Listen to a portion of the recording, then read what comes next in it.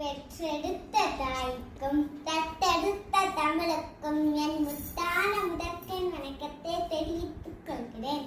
என் பெயர் அஸ்மா தபசும். நான் 2ஆம் வகுப்பு படிக்கிறேன். திருக்குறள். நூலாசிரியர் திருவள்ளுவர். பால் பொருள் பால். இயல் நட்பியல். அதிகாரம் 95 மருந்து.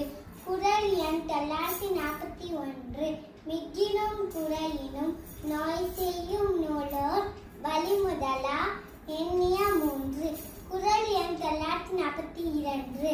மருந்தன வேண்டாவாம் யாக்கேக்கு அருந்தியது அற்றது போற்றி உணின். குறள் எண் 943. அற்றால் அளவறிந்து உண்க அதுடம்பு பெற்றான் நெறிதுய்க்கும் 6. குறள் எண் 944. அற்றது அறிந்து கடைபிடித்து மாறு அல்ல துய்க்க துவர பசித்து. குறள் எண் 945.